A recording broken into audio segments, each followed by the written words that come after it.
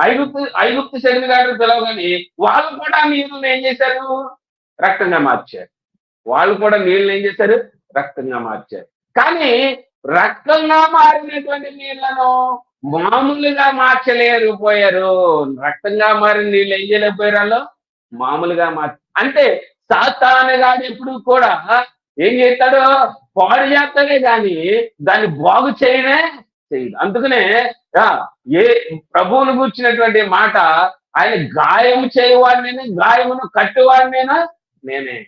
అందుకనే వైద్యులకు పరమ వైద్యుడు నేనే అని అన్నాడు. సాతానుగాడు ఎప్పుడు కూడా నాశనం చేస్తాడు కానీ దాన్ని బాగు చేసే స్థితి ఎవరికి లేదు?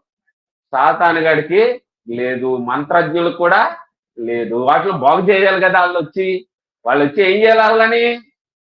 ఆ సాతానుగాడు ఇప్పుడు వారికి ఉపయోగించుకుంటున్నారు.